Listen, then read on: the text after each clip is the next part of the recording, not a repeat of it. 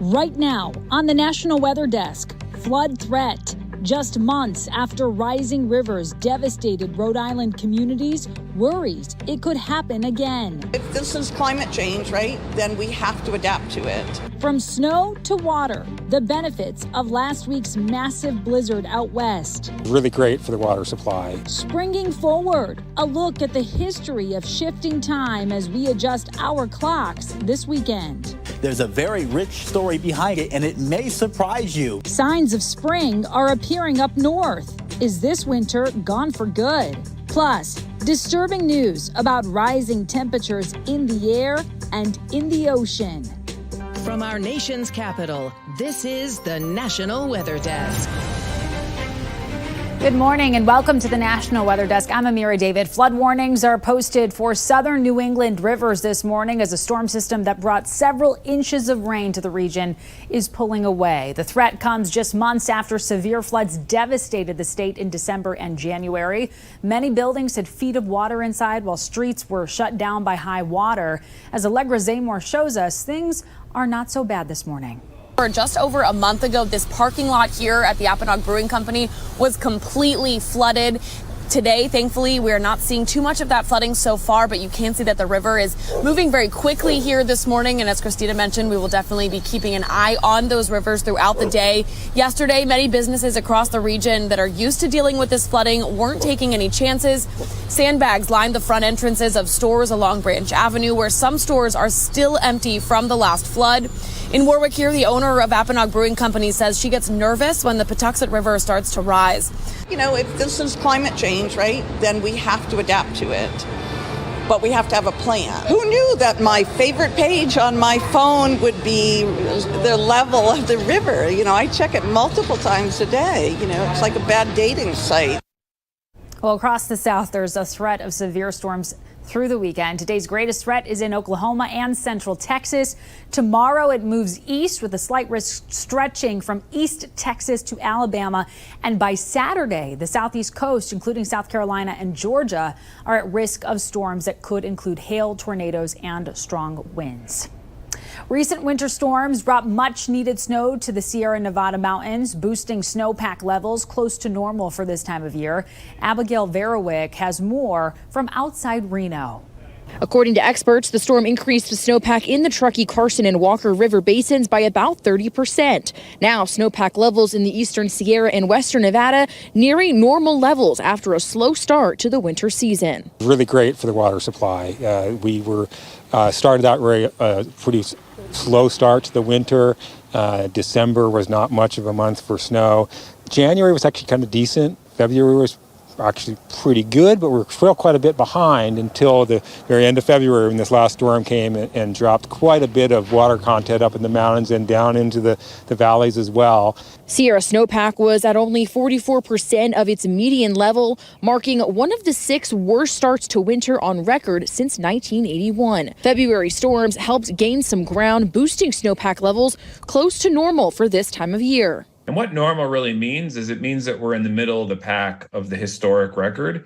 So we use the median to compare against, which is the middle value. So when you get to 100% of median, that means that you've beat 50% of the years, and there's still 50% of the years that were bigger. So we still have about 3 more weeks, or 3 to 4 more weeks, depending on how the winter goes and what the temperatures are and what storms happen. But typically our snowpack peaks right around April 1st. So, we still have between now and then to add more snow. This Sunday, we reach a milestone along our pathway to spring. Most of the nation will begin to observe daylight saving time. So why is this the case? Meteorologist Dante Ricky looks at the history. We call it daylight saving time for a reason. This is singular. There is no S on the end of the word saving. It was first done in 1918 here in the United States. There's a very rich story behind it, and it may surprise you, believe it or not. In fact, there are some really good things that happen from springing forward, but there's also some negative impacts that we have to be aware of as well. So where did this all start? Well, it started back in the times of World War I and World War II. The Standard Time Act of 19 1918 and the Wartime Act of 1942 had a simple purpose: to put us into daylight saving time, conserving our resources here in the United States during the war. By the 1960s, this became a regular occurrence. We started to spring forward starting on the last Sunday of April, and we stayed in that daylight saving time until the last Sunday of October. That was the case in the 1960s when the Uniform Time Act was passed. When we got to the 70s, there was an oil crisis. That actually allowed for a couple of years there in the mid-70s for daylight saving time to start early in January and in February. But once conditions improved, that practice also went back to April. And as more recent times have come, we found ways to continue to save more energy and resources. In the 2005, the Energy Policy Act allowed us to start daylight saving time on the second Sunday of March each year, and the first Sunday of November ends the daylight saving time. That's where we are at this point in time. Here's how it works, everyone. You turn your clocks forward 1 hour when you go to bed on Saturday evening. At 1:59 a.m., the next minute will take us straight to 3 in the morning.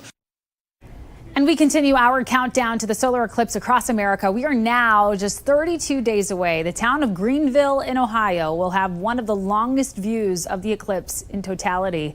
Lydia Bice caught up with city officials there to find out what the small town is expecting for this once-in-a-lifetime event. In the afternoon on April 8th, the city of Greenville will see total darkness.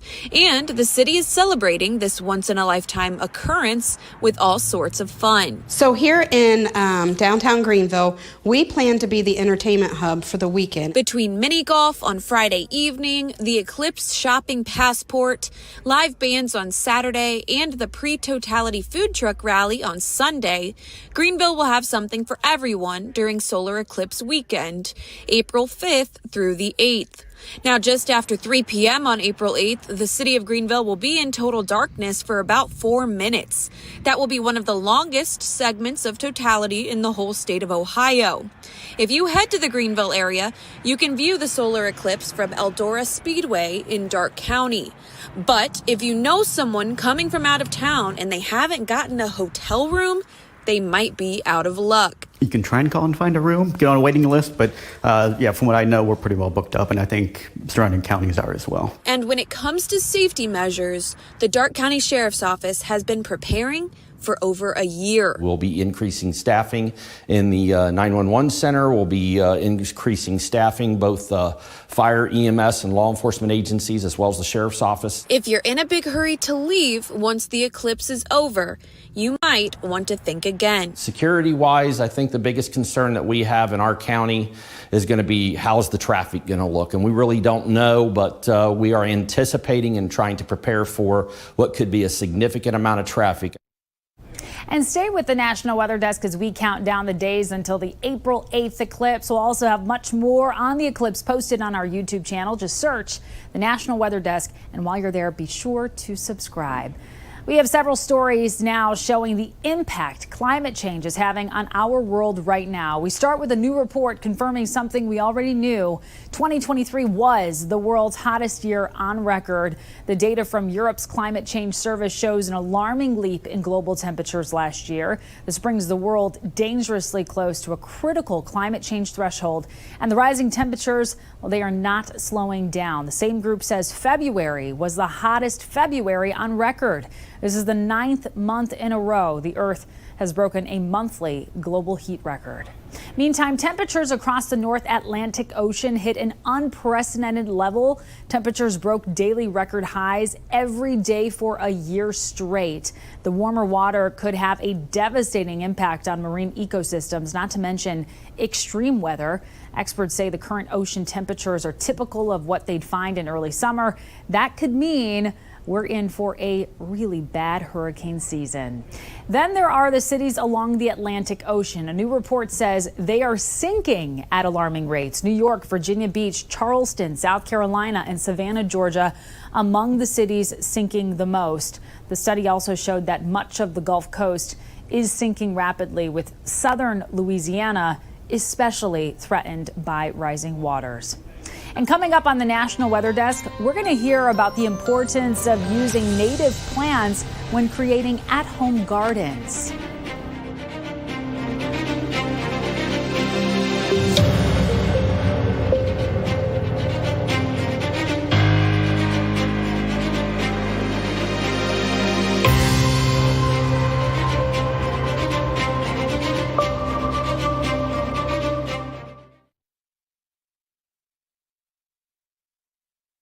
I'm meteorologist Charlie Lopresti with a look at the Northeast. More wet weather is in the forecast overnight and into the morning on Thursday, 1 a.m. Heavy rainfall is moving through. Flood watches are up for a good chunk of the Northeast, especially in New England.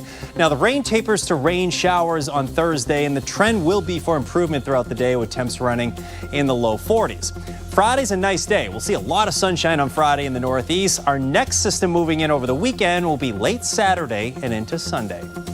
I'm Chief Meteorologist Gerard Javeli. Here's a look at the Mid-Atlantic region. We should continue to dry out through your Thursday. Sunshine should actually appear by the afternoon.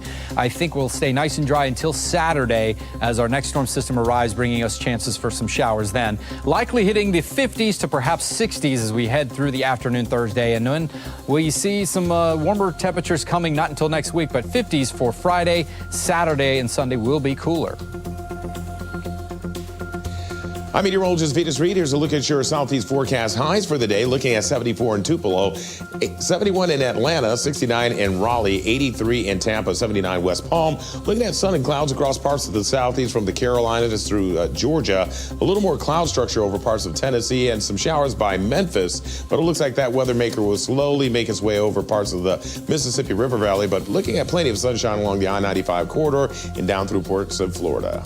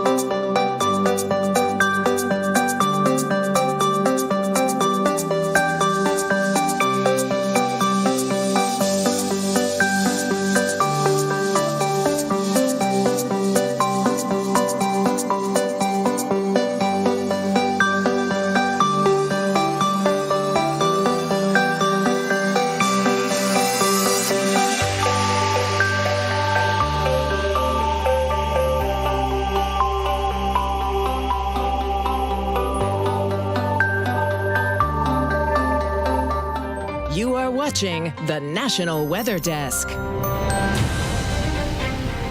And now let's check in to see the weather in cities across the country today. We start in Washington, where President Biden will deliver his State of the Union address tonight here at the Capitol. Today will be partly to mostly sunny with highs in the lower 60s. Today will be the best day of the week in Macon, Georgia. There will be more sun than clouds with temperatures in the mid to upper 70s. Next up is Johnstown in western Pennsylvania. The town is drying out today with highs in the 50s. That's 10 to 15 degrees above the average. And finally, a look at Kirkville in northeastern Missouri. There is a 70% chance of rain today with highs in the low to mid 50s. Temperatures are warming up and spring is just around the corner, which means many people may want to start a garden. Joelle Vasquez spoke to a horticulturist about the importance of using native plant species.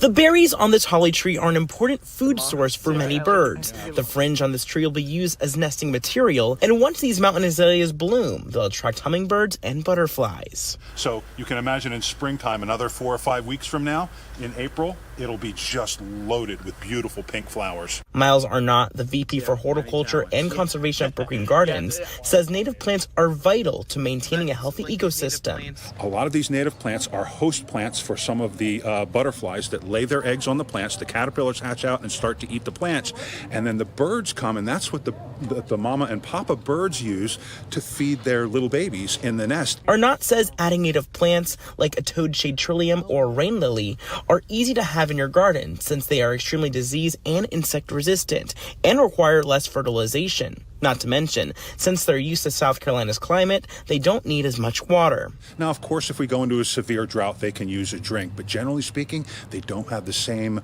requirements for water that a lot of the ornamental horticultural plants do, which is great. Easy on your water bill, too. However, Arnott says rapid growth is leaving many of these plants without a home. We are losing a lot of our native plants, so that's another way you can be a conservationist in your own backyard is by incorporating these plants and giving them a home them as they've been displaced from nature. Arnett says just taking small steps and incorporating native plants into your garden can make a huge difference. Without those plants, you don't have the butterflies, you don't have all the beautiful birds that your backyard feeder. They really depend on those native plants. And plus, a diverse natural world is a wonderful thing. Bad thing. And early signs of spring are appearing in parts of Wisconsin. Some trees are starting to bud earlier than usual, even though sub-freezing temperatures could still return this season. Meteorologist Phil DeCastro has more. Native trees especially, have evolved to, live with ups and downs of the temperature and moisture levels. So far, so good.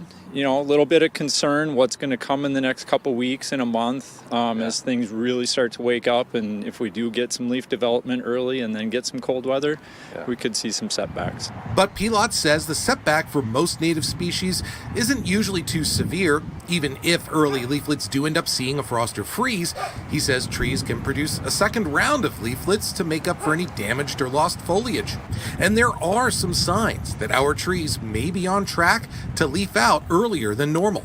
This is a look at something called leaf out anomaly. Basically, it's a look at certain types of early leaf deciduous species, broadleaf trees, and compares the start of their leafing process to when it would normally occur. So, for example, this year, the Gulf Coast, you see in all the blue colors there, running a few days behind normal. Head up into the Mid-South, it was running a few days ahead of normal. But even farther to the north, we're starting to see the species that they track leafing out already up into some parts of central Illinois. That is running nearly 3 weeks ahead of schedule, thanks in large part to how warm it's been this winter across the Midwest. And if this trend continues to expand north over the next few weeks, there is a chance that some leaf buds could start appearing around here earlier than usual as well. Now, thankfully, Pilot says that this wouldn't endanger the trees either. They're used to our weather, but it's just even more evidence of the remarkable winter warmth that we've had this year.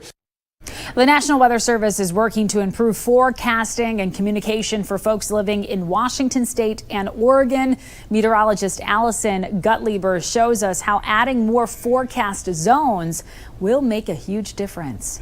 I think back to February 14th of 2022, and we had that massive ice storm, but it only hit the east side. The west side got nothing. They got rain. So we're able to actually warn just for the eastern metro, right at the mouth of the gorge. Before, we had 23 zones throughout the area. Now we have 39 zones, 11 for Washington and 28 for Oregon. The new zones, the way we have them organized, is a little bit more detailed, more topography driven, localized effect driven. Meteorologists at the National Weather Service Portland office have been working on these new zones for more than 9 months, carefully examining elevation thresholds, local climatology, and major transportation routes. Historically, we have seen above, let's say, 500 feet in Portland and Multnomah County along Skyline, we would get snow there. Whereas in the lowlands, closer to the airport, let's say, we wouldn't see that snow. So historically, we've struggled to identify visually to the public where that snow is going to be and where that warning is issued for. Now, the new zone setup will hopefully lead to less confusion while giving more accuracy for their watches, warnings, and advisories. By doing this, we're able to provide that life-saving information in a more detailed way so that it can actually be utilized by the general public to make decisions. Severe weather week continues across many parts of the country. Charleston meteorologist Cheriston Clark recently posted on TikTok about the dangers of lightning and what you can do to protect yourself. One thing that you will always hear meteorologists stress is when thunder roars, head indoors. One thing that you might not realize is that lightning can travel far away from a thunderstorm. I've seen it plenty of times where, you've got a thunderstorm, right in your area, but there's a lightning strike being popped up on radar miles away. So it's very important that you are always staying weather aware. And if you do hear that thunder, it means that you are close enough to be struck.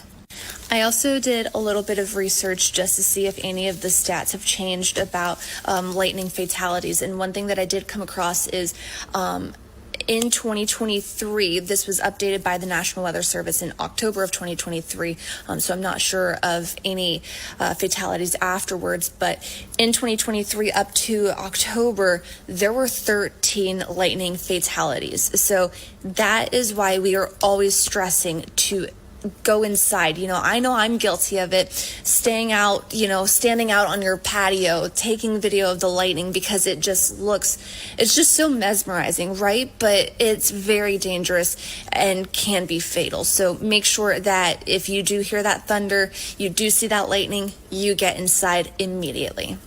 Really critical tips. And we're going to take a short break, but first we take flight over Michigan's Boardman River.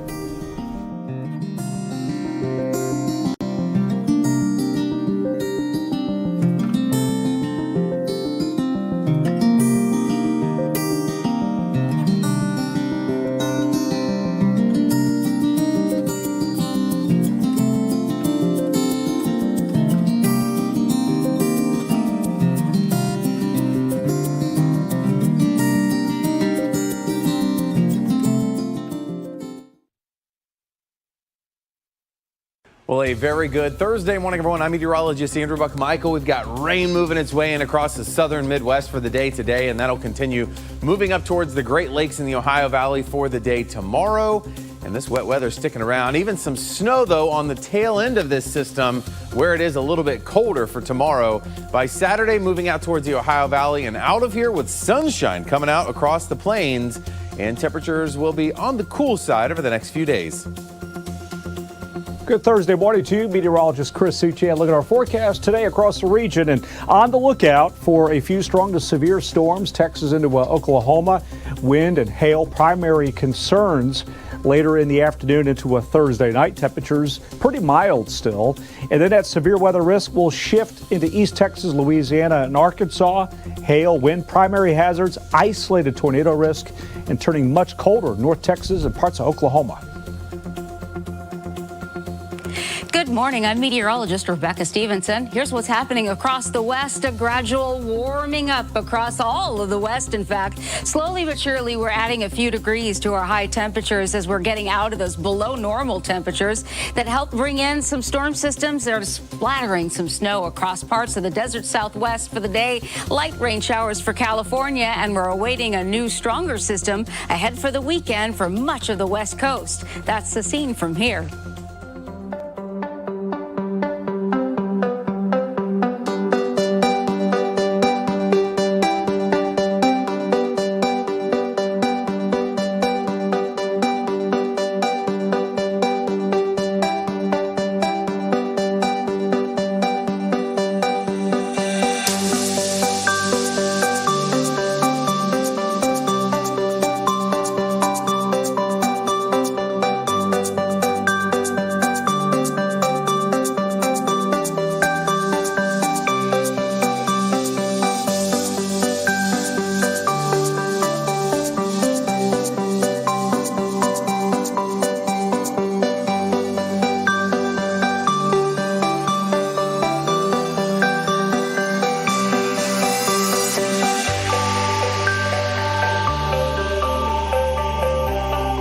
Weather Window, presented by the National Weather Desk. Well, hello, halo. This 22-degree ring of light around the sun spotted recently over El Paso.